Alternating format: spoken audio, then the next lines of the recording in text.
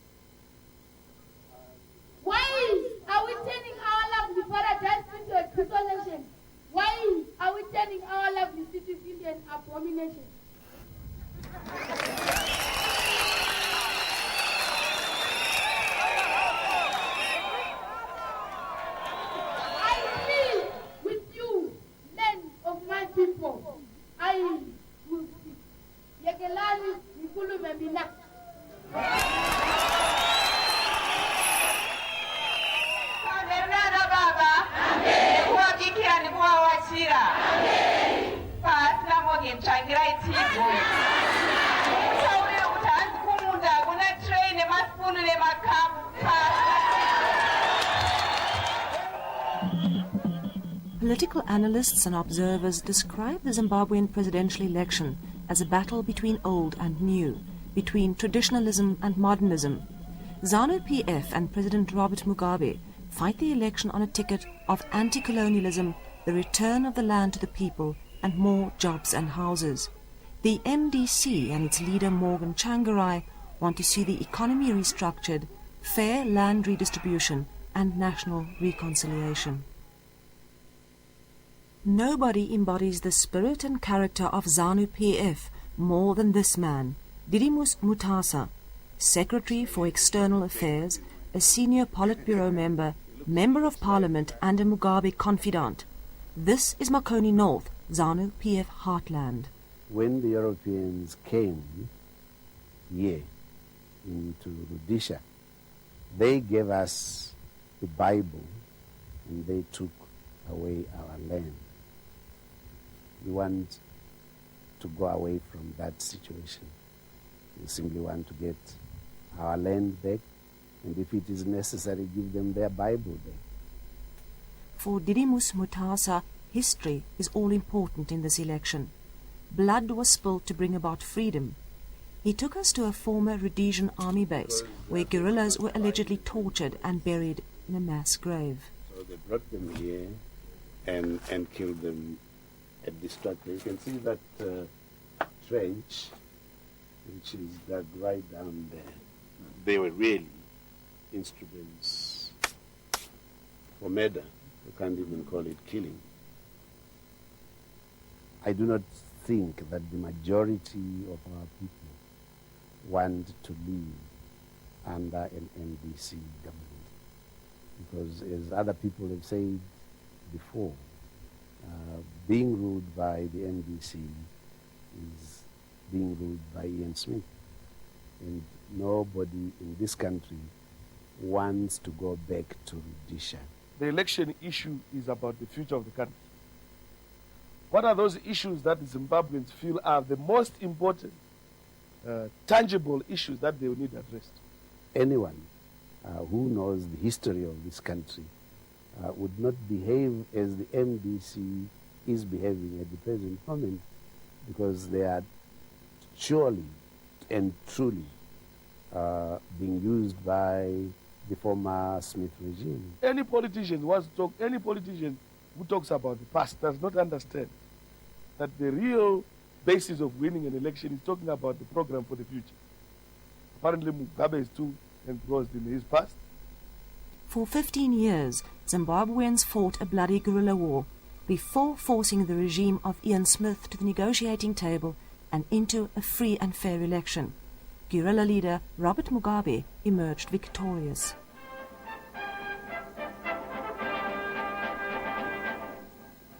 Long live our freedom. The final countdown before the launching of the new state of Zimbabwe has now begun. Only a few hours from now, Zimbabwe will have become a free, independent, and sovereign state, free to choose its own flight path and chart its own course to its chosen destiny.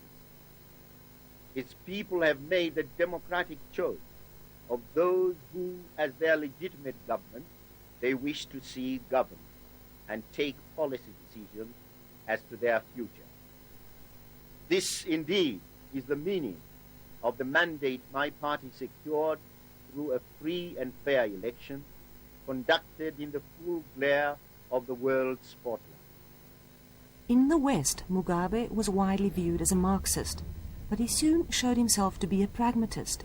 He pleaded for national unity and embarked on a campaign to educate his people and provide health care for all. Zimbabwe became a model for the rest of Africa. Democracy is never more brute. It is and should remain disciplined rule, requiring compliance with the law and social rule.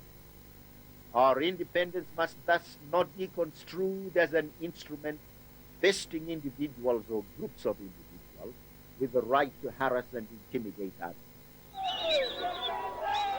No one knows Mugabe better than this man, Edgar Tekere, former guerrilla leader, founding member of ZANU-PF, and a minister in Mugabe's first cabinet. He became known as a party maverick. It's correct to be fearful what Mugabe might do. Mugabe is a very determined man. That's one thing about. I describe him as a perseverer.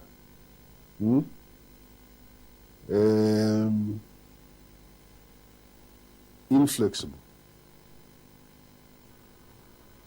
Once he has made up his mind to go this way, he is going to go that. But Tekere was also one of the first to break ranks and stand up to Mugabe. In 1989, he resigned from the party, claiming corruption. In 1990, he became the first man to take on Mugabe in a presidential election, an election he says was rigged. The rigging of elections and playing the fool with ballots and ballot boxes and so forth, like they did in 1990. It is not going to be exactly that easy this time around.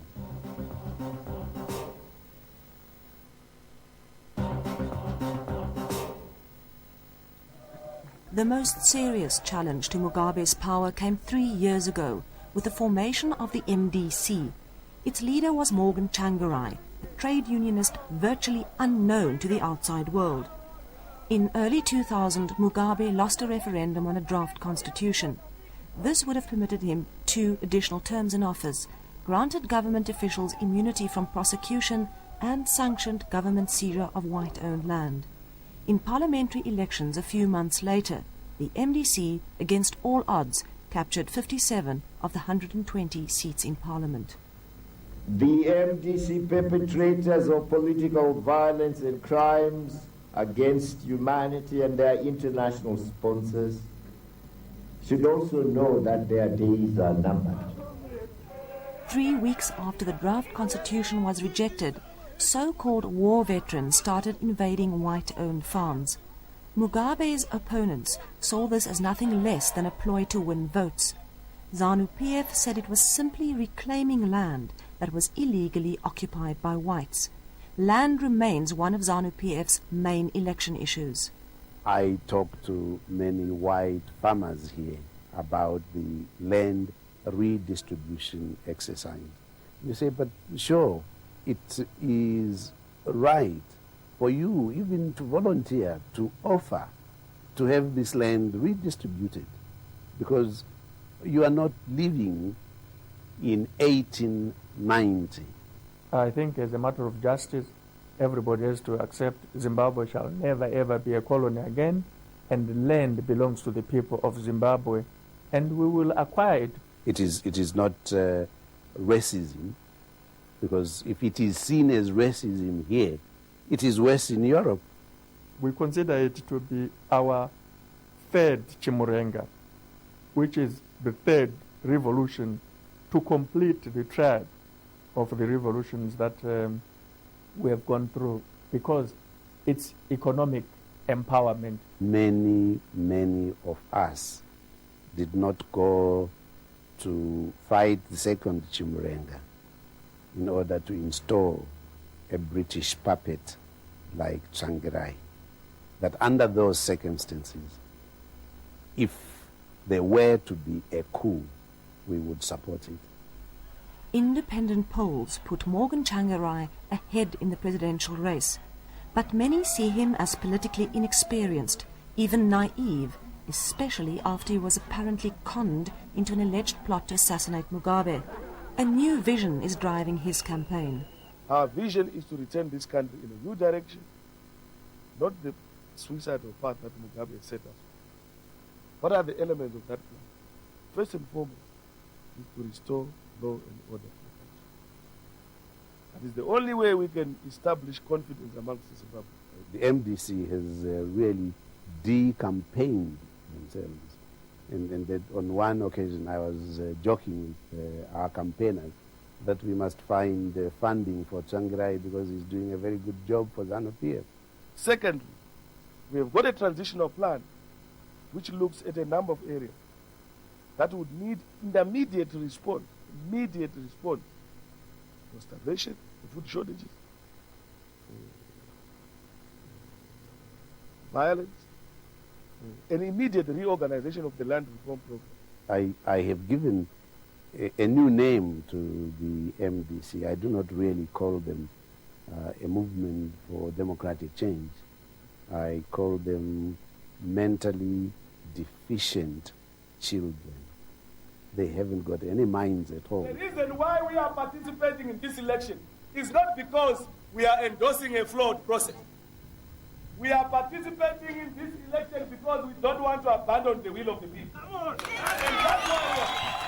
And we are the only ones who are saying what we are going to do on people who are going to starve on the first day we are elected. We have an effective program on job creation.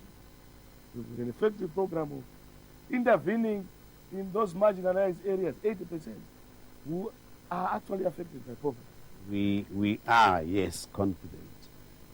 I think it is only a miracle that would happen for any other party to win. Robert Mugabe sells himself as the man who liberated his country from the chains of racist rule, the leader who brought his people education, health, relative prosperity, and now land. In his election manifesto, he promises to build 1 million houses to stop rising inflation and food prices. However, most of his electioneering has focused on anti-colonialism and his opponent's alleged links with Britain. We must defend the people and defend ourselves and defend the party. Imondi, from Trangirai down to the Tsotsis, Zawanaita deploy. They are all a bunch of murderous characters. He is showing the murderer that he is. He is showing the terrorist that he is. He is showing the lack of intelligence that he is. The election campaign has been marked by violence. Both sides accuse one another of intimidation and blame unruly supporters. This ZANU-PF member says he was attacked by MDC supporters at a Mugabe rally.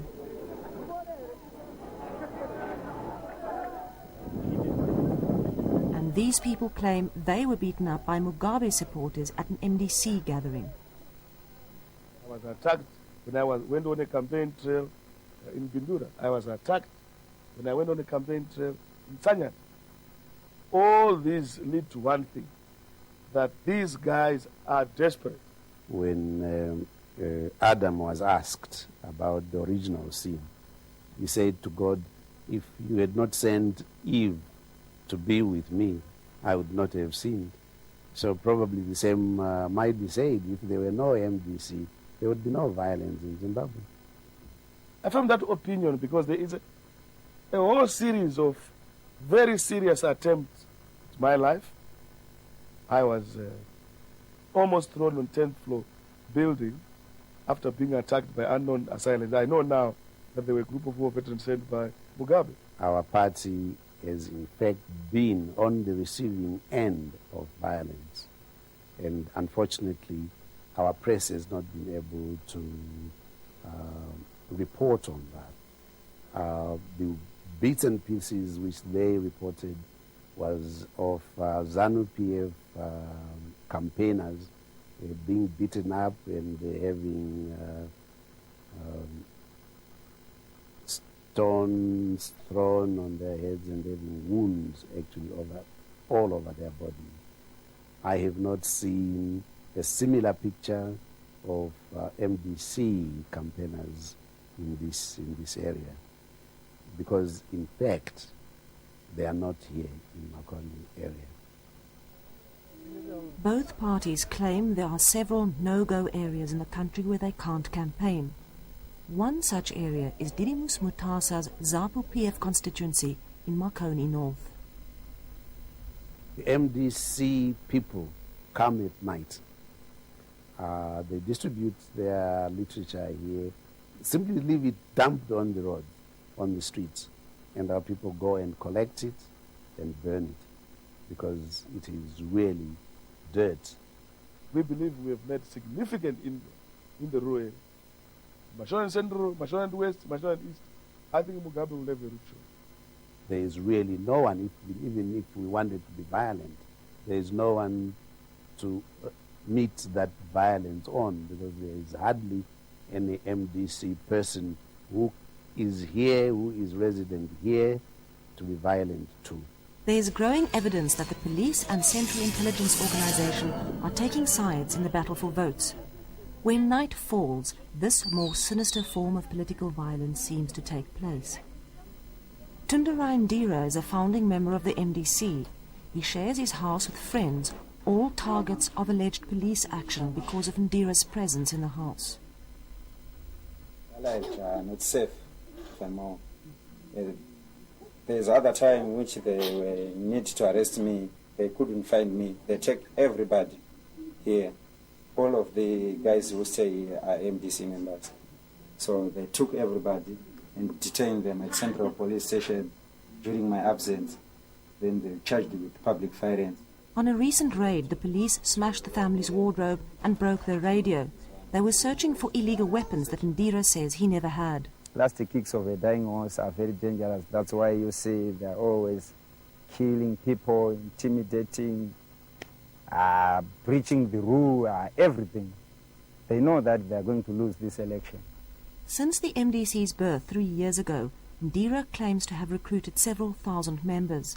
That's why he believes he's been beaten unconscious by the police, arrested 8 times, and has had to fork out thousands of Zimbabwe dollars for bail. No charge against him has ever been proven in court. The ongoing arrests are not the most troubling part of a campaign that he says is aimed at making him quit the MDC. It's the psychological warfare at home that started to spill over into his friends' and family's lives. We were sitting again at our residence home with my wife. I saw the policemen come. They were saying, you support whites, you want to sell Zimbabwe, so if we beat you, I think your brain will work so that you can follow ZANU-PF, not MDC. For their single room and a small adjacent kitchen, Ndira pays more than 500 rand per month. He blames ZANU-PF for the impossibly high cost of living in Zimbabwe and for his unemployment. Friends help them survive. These days, Ndira's family doesn't get to sleep at their home very much. Even tonight, his family has to pack. They're always on the run from the police. Police and members of the CIO, those are the ones who always are intimidating me each and every time. Even yesterday they came at my home, they just parked their armored car, they didn't talk to anyone. I was hiding somewhere, but I know that if I was around at home, they were going to beat me again. Ndira has campaign work to take care of this coming week. He knows he can fend for himself, but fears for his family. My wife is not safe. If she sleeps here today, tomorrow she sleeps to another relative. The following day she sleeps to her friends. So it's not safe until the election has been done. His family will hide out until election day, but Ndira has to continue the fight against alleged intimidation on behalf of his party members. The very next day, in fact, he has to travel to the MDC's provincial office to fetch an assault victim who's just come out of hospital and take him home. 2 days ago, old man Tungo Marai was home alone when alleged ZANU-PF supporters showed up looking for his son. Saying to his father, we are looking for your children that were alive. So I want you to teach your son. So we start by beating you. They started to attack him using slashers, knives, stones. Every day, a group gathers outside the MDC offices, victims of assault and other supporters. They catch up on election news and pass on information. Myself, my life is in danger, as far as I know. They want me to lose hope for MDC.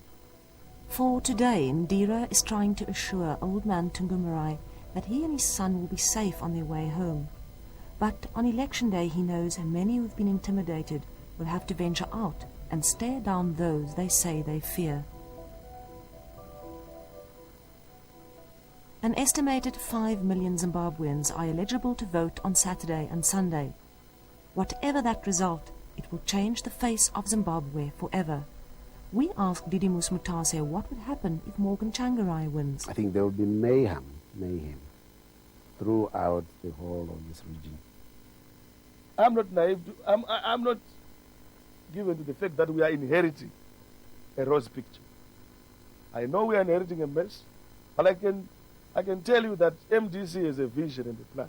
Nobody would vote for a leader of that caliber. And when you size him with Mugabe, who has led this country for the last 22 years, you then find it a joke. And that's why I was saying, you should have asked whether we are overconfident of winning.